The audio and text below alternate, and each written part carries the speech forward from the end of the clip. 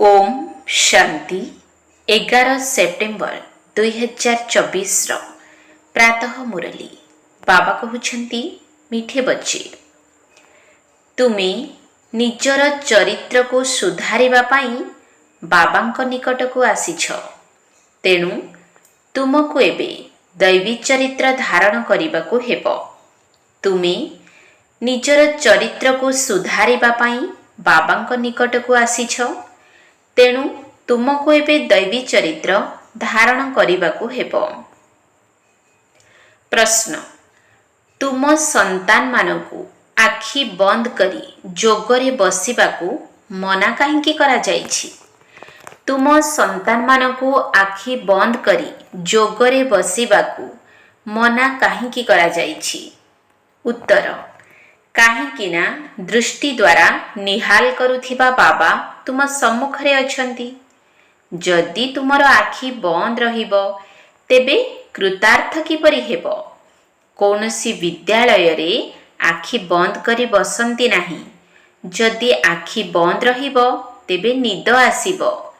तुमे पिला माने तो एबे स्कूल रे पाठ पढुछ।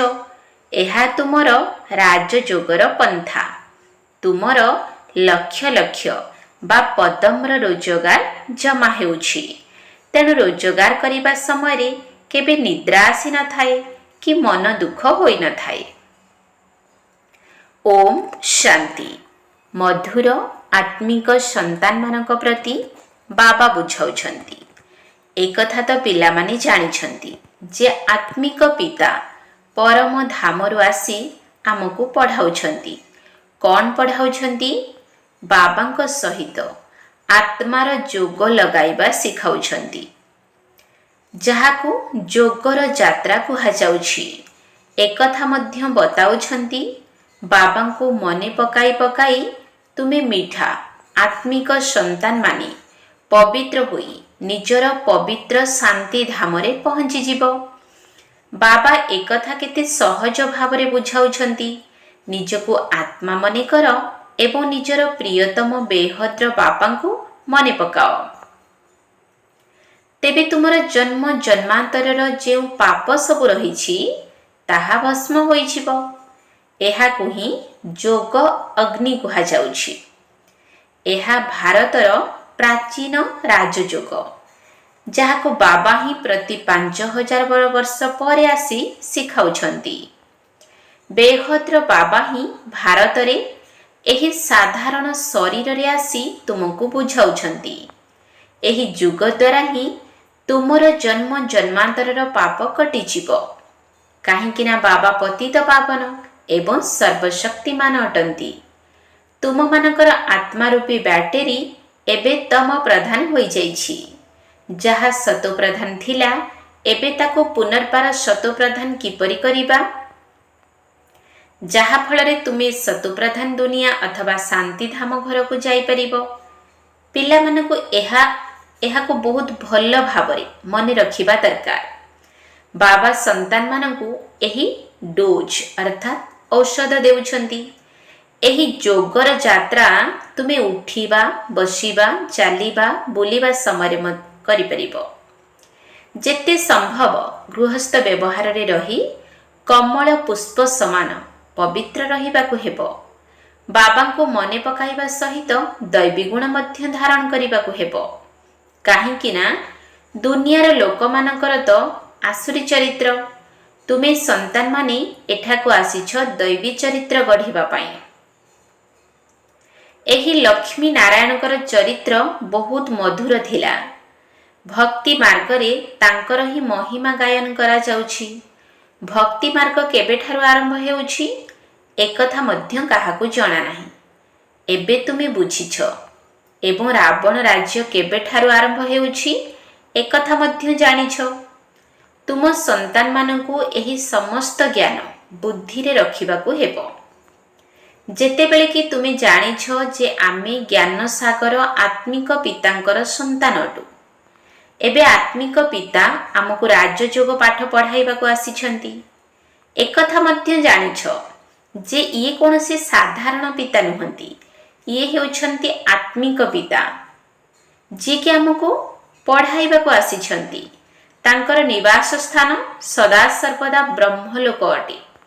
ଲୌକିକ ପିତା ତ ସମସ୍ତଙ୍କର ଏହିଠାରେ ରହିଛନ୍ତି।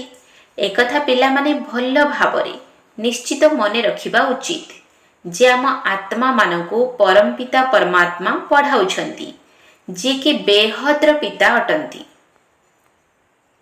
ଭକ୍ତି ମାର୍ଗରେ ଲୌକିକ ପିତା ଥିଲେ ମଧ୍ୟ ପରମପିତା ପରମାତ୍ମାଙ୍କୁ ଡାକିଥାନ୍ତି। ତାଙ୍କର ଯଥାର୍ଥ ଗୋଟିଏ ହିଁ ନାମ ଶିବ। ବାବା ନିଜେ ବୁଝାଉଛନ୍ତି, ମଧୁର ସନ୍ତାନମାନେ ମୋର କେବଳ ଗୋଟିଏ ନାମ ଶିବ ଅଟେ। ଯଦିଓ ଅନେକ ନାମ ଅନେକ ମନ୍ଦିର ତିଆରି କରିଛନ୍ତି, କିନ୍ତୁ ସେସବୁ ହେଉଛି ଭକ୍ତି ମାର୍ଗର ସାମଗ୍ରୀ। ଯଥାର୍ଥ ନାମ ମୋର ଏକମାତ୍ର ଶିବ ଅଟେ। ତୁମ ସନ୍ତାନମାନଙ୍କୁ ଆତ୍ମା କୁହାଯାଉଛି। ଶାଳଗ୍ରାମ କହିଲେ ମଧ୍ୟ କିଛି ଅସୁବିଧା ନାହିଁ। ଅନେକାନେକ ଶାଳଗ୍ରାମ ରହିଛନ୍ତି, କିନ୍ତୁ ଶିବ କେବଳ ଜଣେ ହିଁ ଅଛନ୍ତି। ସେ ହେଉଛନ୍ତି ବେହଦ୍ର ପିତା, ବାକି ସମସ୍ତେ ହେଉଛନ୍ତି ସନ୍ତାନ। ଏହା ପୂର୍ବରୁ ତୁମେ ଥିଲ ହଦ୍ର ସନ୍ତାନ ଓ ହଦ୍ର ପିତାଙ୍କ ପାଖରେ ରହୁଥିଲ। ଜ୍ଞାନ ତ ନଥିଲା, ବାକି ଅନେକ ପ୍ରକାରର ଭକ୍ତି କରୁଥିଲ। ଅଧାକଳ୍ପ ଭକ୍ତି କରିଛ। ଭକ୍ତି ଦ୍ୱାପରରୁ ଆରମ୍ଭ ହୋଇଥାଏ। ରାବଣ ରାଜ୍ୟ ମଧ୍ୟ ଦ୍ୱାପରରୁ ଆରମ୍ଭ ହୋଇଛି। ଏହା ହେଉଛି ବହୁତ ସହଜ କଥା, କିନ୍ତୁ ଏତେ ସହଜ କଥା ମଧ୍ୟ କେହି ମୁସ୍କିଲରେ ବୁଝୁଛନ୍ତି। ରାବଣ ରାଜ୍ୟ କେବେଠାରୁ ଆରମ୍ଭ ହେଉଛି ଏକଥା ମଧ୍ୟ କେହି ଜାଣିନାହାନ୍ତି। ତୁମେ ମଧୁର ସନ୍ତାନମାନେ ଜାଣିଛ, ବାବା ହିଁ ଜ୍ଞାନର ସାଗର ଅଟନ୍ତି।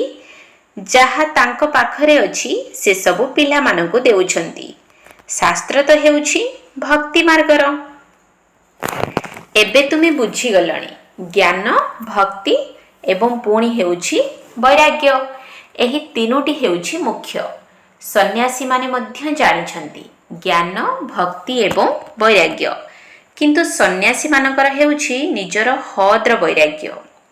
ସେମାନେ ବେହଦ୍ର ବୈରାଗ୍ୟ ଶିଖାଇ ପାରିବେ ନାହିଁ। ଦୁଇ ପ୍ରକାରର ବୈରାଗ୍ୟ ରହିଛି। ଗୋଟିଏ ହେଲା ହଦ୍ର, ଦ୍ୱିତୀୟଟି ବେହଦ୍ର। ତାହା ହେଉଛି ହଠ୍ ଯୋଗୀ ସନ୍ନ୍ୟାସୀମାନଙ୍କର ବୈରାଗ୍ୟ। ଏହା ହେଉଛି ବେହଦ୍ର। ତୁମର ହେଉଛି ରାଜଯୋଗ। ସେମାନେ ଘରଦ୍ୱାର ଛାଡ଼ି ଜଙ୍ଗଲକୁ ଚାଲି ଯାଉଛନ୍ତି, ତେଣୁ ତାଙ୍କର ନାମ ହୋଇଯାଉଛି ସନ୍ନ୍ୟାସୀ। ହଠ୍ ଯୋଗୀମାନେ ଘରଦ୍ୱାର ଛାଡ଼ିଥାନ୍ତି ପବିତ୍ର ରହିବା ପାଇଁ। ଏହା ମଧ୍ୟ ଭଲ। ବାବା କହୁଛନ୍ତି ଭାରତ ତ ବହୁତ ପବିତ୍ର ଥିଲା। ଏଭଳି ପବିତ୍ର ଭୂଖଣ୍ଡ ଆଉ କେଉଁଠି ନାହିଁ। ଭାରତର ବହୁତ ଉଚ୍ଚ ମହିମା ରହିଛି, ଯାହାକୁ ଭାରତବାସୀମାନେ ନିଜେ ମଧ୍ୟ ଜାଣିନାହାନ୍ତି। ବାବାଙ୍କୁ ଭୁଲିବା କାରଣରୁ ହିଁ ସବୁ କିଛି ଭୁଲି ଯାଉଛନ୍ତି, ଅର୍ଥାତ୍ ନାସ୍ତିକ, ଅନାଥ ହୋଇଯାଉଛନ୍ତି। ସତ୍ୟ ଯୁଗରେ କେତେ ସୁଖ ଶାନ୍ତି ଥିଲା, ଏବେ କେତେ ଦୁଃଖ ଅଶାନ୍ତି ରହିଛି। ମୂଳବତନ ହେଉଛି ଶାନ୍ତିଧାମ, ଯେଉଁଠି ଆମେ ଆତ୍ମାମାନେ ରହିଥାଉ। ଆତ୍ମାମାନେ ଘରୁ ବେହଦ୍ର ପାଠ କରିବା ପାଇଁ ଏଠାକୁ ଆସିଥାନ୍ତି। ବର୍ତ୍ତମାନ ଏହା ହେଉଛି ପୁରୁଷୋତ୍ତମ ସଙ୍ଗମ ଯୁଗ, ଯେତେବେଳେ କି ବେହଦ୍ର ବାବା ଆସୁଛନ୍ତି ନୂଆ ଦୁନିଆକୁ ନେଇଯିବା ପାଇଁ।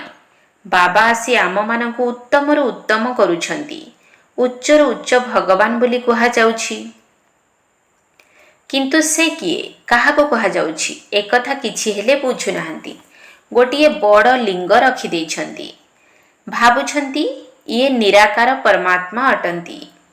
ଆମ ଆତ୍ମାମାନଙ୍କର ସେ ପିତା ଅଟନ୍ତି, ଏକଥା ମଧ୍ୟ ଜାଣିନାହାନ୍ତି। କେବଳ ପୂଜା କରୁଛନ୍ତି। ସଦାସର୍ବଦା ଶିବ ବାବା କହୁଛନ୍ତି, ରୁଦ୍ର ବାବା ବା ବବୁଲନାଥ ବାବା କୁହନ୍ତି ନାହିଁ। ତୁମେ ମଧ୍ୟ ଲେଖୁଛ ଶିବ ବାବା ମନେ ଅଛନ୍ତି, ବର୍ଷା ମନେ ଅଛି। ଏହି ସ୍ଲୋଗାନ ଘରେ ଘରେ ଲଗାଇବା ଉଚିତ। ଶିବ ବାବାଙ୍କୁ ମନେ ପକାଇଲେ ପାପ ଭସ୍ମ ହେବ, କାହିଁକି ନା ପତିତ ପାବନ ଏକମାତ୍ର ବାବା ହିଁ ଅଟନ୍ତି। ଏହି ପତିତ ଦୁନିଆରେ ତ ଜଣେ ବି ପାବନ ନାହାନ୍ତି।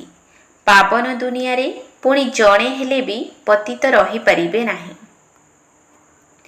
ଶାସ୍ତ୍ରରେ ତ ସବୁ ସମୟରେ ପତିତମାନେ ଥିଲେ ବୋଲି ଲେଖିଦେଇଛନ୍ତି। ତ୍ରେତାରେ ମଧ୍ୟ କହୁଛନ୍ତି ରାବଣ ଥିଲା, ସୀତା ଚୋରି ହେଲା, कृष्णଙ୍କ साथीरे कंस जरासंध हिरण्यकश्यप आदि देखाउछन्ति। श्रीकृष्णଙ୍କ उपरे कलंक लगाई देइछन्ति। एबे सत्य जुगरे एसबु हेब नाही। केते मिछ कलंक लगाइछन्ति। बाबाଙ୍କ उपरे एवं देवता मानक उपरे मध्य कलंक लगाइछन्ति। समस्तंकर ग्लानि करी चलीछन्ति।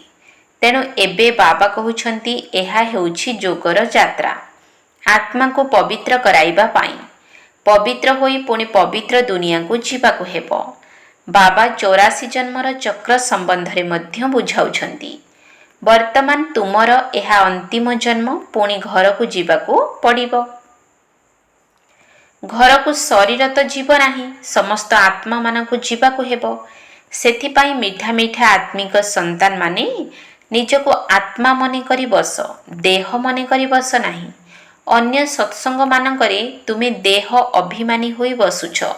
एठारे बाबा कहउछन्ति देही अभिमानी होई बस। जेपरि मो पाखरे एही संस्कार अछि, मु ज्ञानर सागर अटे, तुमको मध्य एहीपरि हेबाकु पड़िबो। बेहद्र पिता और हद्र पितांक मध्यरे थिबा प्रभेद मध्य बुझाउछन्ति। बेहद्र बाबा बसी तुमको समस्त ज्ञान बुझाउछन्ति।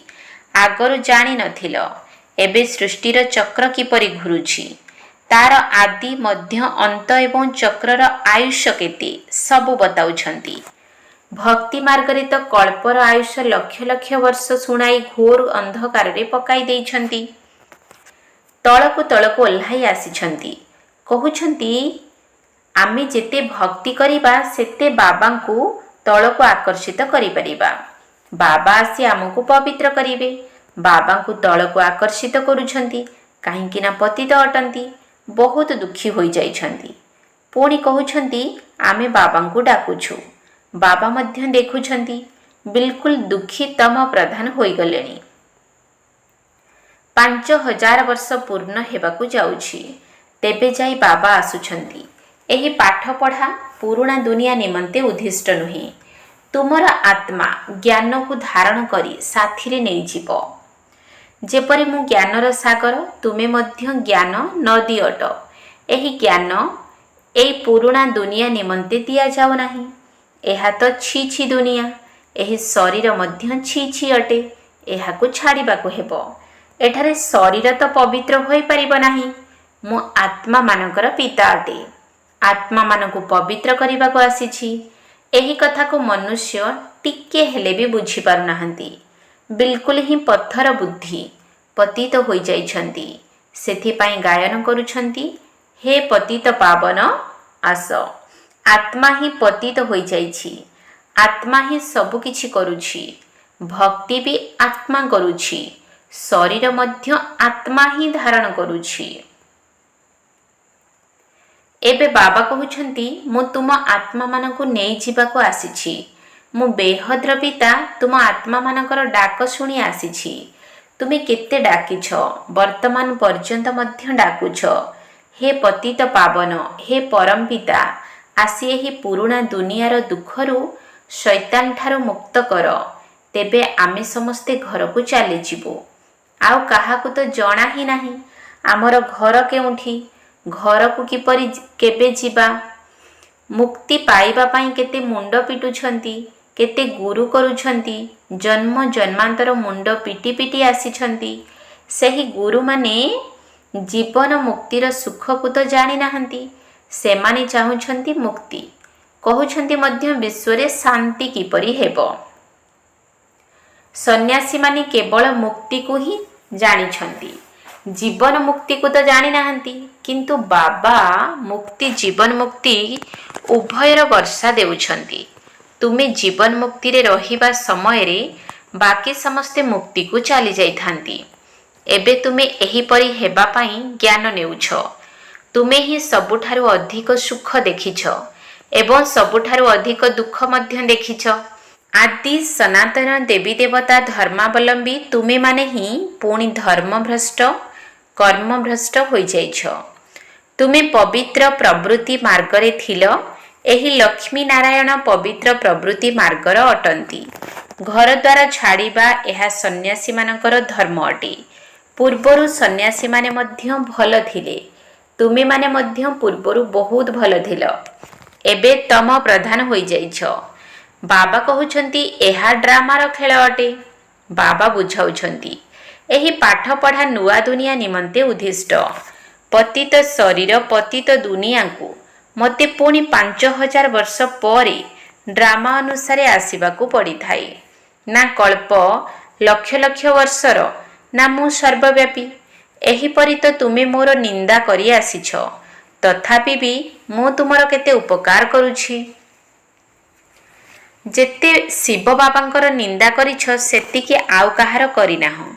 जेउ बाबा तुमको विश्वर मालिक कराउछंती तांको तुमे सर्वव्यापी बोली कहुछ।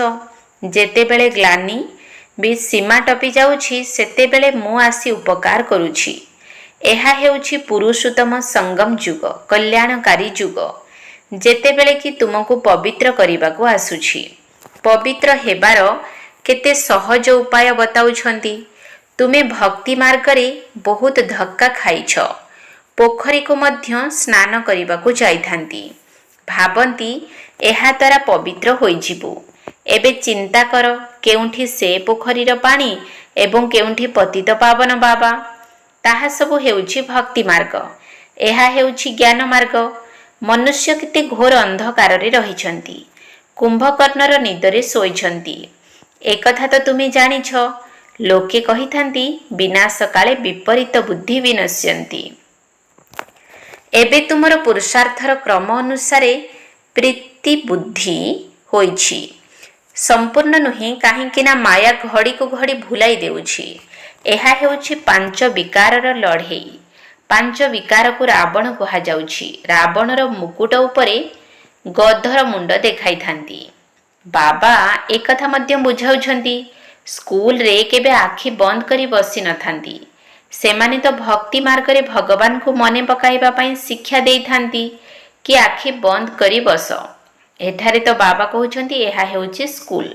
सुनिछ मध्य नजर द्वारा निहाल अर्थात पवित्र कृतार्थ कहंती कि ये जादूगर अटंती। अरे एकथा तो गायन मध्य रहिछि। देवता माने मध्य नजर द्वारा निहाल होई थांती। नजर द्वारा मनुष्य को देवता करुथिबारु जादूगर हेले ना। बाबा बसी आत्मा रूपी बैटरी को चार्ज करिवे एवं पिला माने आखि बंद करी बसिबे। तेबे कौन कुहाजिबो? स्कूल रे आखि बंद करी बसी न थांती, नचेत सुस्ती आसीबो।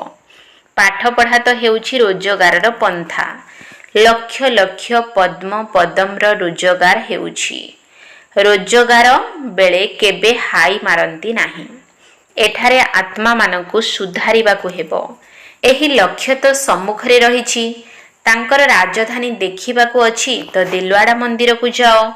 ताहा हेला जड़, ताहा एहा हेउछि चैतन्य दिलवाड़ा मंदिर। देवता माने भी अछंती एवं स्वर्ग मध्य रहिछि। समस्तंकर सद्गति दाता आबु को ही आसुछंती। सेथिपाई सबुठारु बड़ तीर्थ हेला आबु। जिए भी धर्म स्थापक अथवा गुरु आदि अछंती समस्तंकर सद्गति दाता बाबा एठाकू आसी समस्तंकर सद्गति करुछंती। तेणु एहा सबुठारु बड़ तीर्थ किंतु गुप्त अटे। एहाकू केही जानि नाहंती। अच्छा मीठा मीठा सिकिलधे संतान मानक प्रति माता पिता बाप दादांकर मधुर स्नेह संपन्न शुभेच्छा एवं सुप्रभात। आत्मिक पितांकर आत्मिक संतान मानकू नमस्ते। आत्मिक संतान मानकर आत्मिक बाप दादांकू नमस्ते नमस्ते नमस्ते सुप्रभात। धारणा पाई मुख्य सार।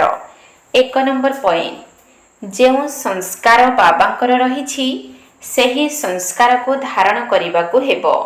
बाबांक भली ज्ञानर सागर हेबाकू पड़िबो। देही अभिमानी होई रहिबार अभ्यास करिबाकू हेबो।